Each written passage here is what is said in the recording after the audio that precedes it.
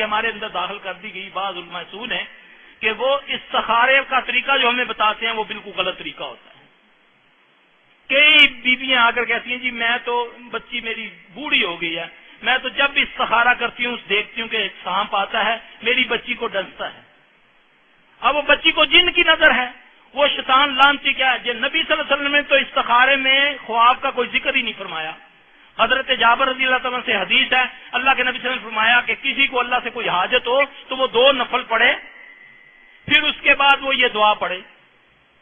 اب یہ دعا میں نہ کوئی ذکر ہے اس حدیث میں کہ نہ کوئی خواب کا ذکر ہے, نہ کوئی اشارے کا ذکر ہے, نہ دل کے اطمینان کا ذکر ہے, نہ بے اطمینانی کا ذکر ہے. اپنی طرف سے جی آپ یہ پڑھ کے سو جائیں, کسی سے بات نہیں کرنی, دائیں کروٹ سو جائیں, پھر آپ کو خواب آئے گا. مجھے بتائیں کہ خواب کا معبر کتنے ہیں, تعبیر بتانے والے کتنے لوگ ہیں. ایک آدمی خواب دیکھتا ہے کہ میں استخارہ کر کے سویا ہوں اور خواب دیکھتا ہوں کہ جیسے میرے گھر پر آگ آئی ہے, اس لیے میں نے رشتہ نہیں کیا. ٹھیک ہے, اب اس خواب کی تعبیر کیا ہے جی؟ اگر تو وہ صالح بندہ ہے, نیک بندہ ہے, اس کی تعبیر تو یہ بنتی ہے کہ اس کی دعا قبول ہوئی, یہ اس کی تعبیر بنتی ہے. اگر وہ نیک گھرانہ ہے تو اس کی ایکچوئل جو تعبیر بنتی ہے کہ اس کی دعا, اس کا اللہ نے کوئی عمل قبول کیا. تو اس خواب سے اس نے اپنی بیٹی کا رشتہ توڑ دیا. نہیں جی میں نے خواب اچھا نہیں دیکھا. یہ ایک اسباب پیدا کرنے والی دعا ہے. آپ کو کوئی معاملہ ہے, سفر کرنا ہے, بہن بیٹی کا رشتہ کرنا ہے, کسی سے کاروبار کرنا ہے, کسی وقت بھی ممنوع وقت کے علاوہ 2 نفل پڑھیں, اس کے بعد یہ دعا پڑھیں. اگر ہونا ہوگا خود بخود اسباب پیدا ہوں گے, خود بخود راستہ بن جائے گا. اگر نہیں ہونا ہوگا تب بھی رکاوٹ آئے گی. اس کو آپ امر ربی سمجھ کر اس پر صبر کر لیں. اور نبی صلی اللہ علیہ وسلم نے فرمایا کہ جو استخارے سے کام کیا جائے وہ کبھی نامراد نہیں ہوتا. یہ آپ صلی اللہ علیہ وسلم نے فرمایا. اور استخارہ کرنے کا حکم ہے, کروانے کا حکم نہیں ہے. یہ جو مولوی کہتے ہیں نا استخارہ ہم کر دیں گے, یہ جھوٹ. یہ ٹی وی پر بھی جو آتا ہے اس کا کوئی اصل نہیں ہے. اللہ کے نبی صلی اللہ علیہ وسلم نے فرمایا استخارہ کرو, کرواؤ نہیں. بعض لوگ مولویوں سے استخارہ کرواتے ہیں, نہیں جی کر لو. میں جی مولوی صاحب بچی کا استخارہ مولوی کو کروایا تھی, اس کے باوجود جاندی رنڈی ہو گئی. میرے نبی نے تو نہیں فرمایا کہ کرواؤ استخارہ, آپ نے تو فرمایا کرو استخارہ.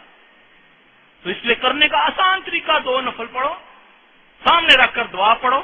انشاءاللہ العزیز اللہ کے فضل سے کوئی رکا ہوا کام ہو, ہمارے پاس آتی ہیں بعض بچیاں جو باغی بچیاں ہوتی ہیں. اللہ ہماری سب بچیوں کو نیک حیادار بنائے, ان کو اللہ تعالیٰ ان کے دلوں میں ایمان دے.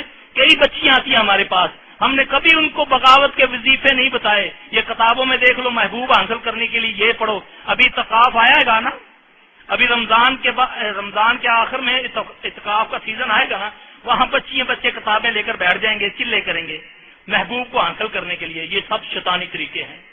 یقین جانے یہ سیزن ہوتا ہے, جب یہ ختم ہوتا ہے تو بچیاں آتے ہیں, ہمیں پکڑے ہوئے لوگ لاتے ہیں. جی جن چمڑ گئے جی اعتکاف بیٹھے تھے, فرشتہ آیا, فرشتے نے انہیں کوئی چیز کھوائی ہے. وہ فرشتہ نہیں ہوتا, وہ شیطان ہوتا ہے. فرشتے چیزیں نہیں کھواتے, نہ کھلاتے ہیں, نہ کھاتے ہیں. تو میرا بھائی یہ چیزیں جب ہیں, ہم یہ جب کریں گے تو اس کے بعد شیاطین کا ہمارے اوپر غلبہ آئے گا. استخارہ کیا ہے؟ استخارے میں جب میں نے اللہ سے کہہ دیا کہ اللہ اگر تیرے علم میں میرا یہ کام اس میں خیر ہے تو اس کو میرے لیے آسان کر دے, اس کو میرے مقدر کر دے. ٹھیک ہے, اگر اللہ یہ کام جو میں نے تمہارے سامنے رکھا ہے تیرے علم میں اگر اس میں شر ہے تو اس کو میرے دل سے نکال دے, مجھے اس کے دل سے نکال دے, اپنی طرف سے خیر کر کے مجھے اس پر راضی کر دے. یہ دعا ہے. یقین جانے بچیاں آتی ہیں, ہم ان کو کہتے ہیں بیٹا اپنی طرف سے اللہ کے فضل سے ان کو جو اللہ نے دی کہ بیٹا آپ استخارہ کریں. ہم اس کو یہ بھی نہیں کہتے کہ یہ کرو نہ کرو والدین, ہم کہتے ہیں بیٹا تم استخارہ کرو. ہر چمکنے والی چیز سونا نہیں ہوتی. جو چیز تمہیں آج اچھی لگتی ہے ہو سکتا ہے یہ تمہارے لیے زہر قاتل بن جائے. بیٹا تم 40 دن ایسے ہی اپنی طرف سے کہہ دیتے ہیں کہ تم 40 دن استخارہ کر لو. وہ استخارے کی برکت سے اللہ کے فضل سے خود بخود ہی اگر وہ گندگی ہوتی ہے تو اللہ اس کو دور کر دیتا ہے. یہ ہے برکت استخارے کی. کبھی کوئی کام ہو, اللہ کی قسم آپ کو اٹھا کر کہتا ہوں کہ ہماری بد نصیبی یہ ہے کہ ہم وہ کام نہیں کرتے جس سے ہمارے کام ہونے سے. اللہ قرآن میں فرماتا ہے یا ایھا الذین آمنوا استعینوا بالصبر والصلاۃ, اے ایمان والو مجھ سے مدد مانگو. ذلیل ہو, عزت چاہتے ہو, بیمار ہو, شفا چاہتے ہو, گھروں میں کوئی مسائل ہیں, کھیتی باڑی میں کوئی مسئلہ ہے، کنویں میں کوئی مسئلہ ہے، گدے گھوڑے میں کوئی مسئلہ ہے، وستعینوا بالصبر والصلاۃ، کبھی کوئی مصیبت آئے، کوئی معاملہ آئے، سب سے پہلے 2 نفل پڑھو۔ میں آپ کو طریقہ بتاتا ہوں، 2 نفل پڑھ کے، ٹھیک ہے آپ نے آ کے اسباب ڈھونڈنے ہیں، لیکن اس مسئلہ ثواب کی طرف سے رجوع کرنا ہے۔ وستعینوا بالصبر والصلاۃ، پہلے 2 نفل پڑھ کے پھر پنجابی پشتو ساری زبانیں میرا اللہ جانتا ہے، پھر اس میں اللہ سے کہو کہ یا اللہ مجھے کوئی سمجھ نہیں، میں کمزور، تو طاقت والا، میں تیری پوجا کرنے والا ہوں، تیرے سوا کوئی عبادت نہیں۔ اللہ کی توحید بیان کرو، اللہ سے پھپڑا لگاؤ۔ ایک معمولی سے کسی لیڈر کے پاس جانا ہوتا تو اس کا اوپر نیچا کر دیتے ہیں اس کی تعریف میں، تو جب تم اپنے رب کی تعریف کرو گے جو ہے اسی لائق ہے کہ جس کی تعریف کی جائے، پھر اس کے بعد اس کے سامنے اپنی حاجت رکھو۔ نوافل سے جتنی جلدی مدد آتی ہے کسی طریقے سے آتی نہیں ہے، کچھ ہو جائے آپ پہلے 2 نفل پڑھ کے اس کے بعد دعا مانگے، نہ اللہ کی مدد آئے جو مرضی کہنا، اپنے مال پر، اپنے جاہ و جلال پر بعد میں کرنا، لیکن سب سے پہلے میرے پاس واقفیت ہے، فون کروں گا میرا کام ہو جائے گا، فلاں جج میرا واقف ہے، فلاں مجسٹریٹ، فلاں پولیس افسر، اگر کوئی مصیبت آئی سب سے پہلے اس خالق کے آگے جھک جا، پھر وہ اسباب پیدا کرے گا، پھر انشاءاللہ تیرا کام ہوگا۔ یہ ہے اصل طریقہ۔ ہمیں تو لگا دیا جاتا ہے الٹے سیدھے چلوں میں، یہ 2 لاکھ بار یہ پڑھ لو، 3 لاکھ بار یہ پڑھ لو، یہ الٹی ٹانگ کر لو، یہ سیدھی ٹانگ کر لو، یہ قبرستان میں کر لو، یہ چھت کے اوپر کر لو، یہ سب بکواس ہے۔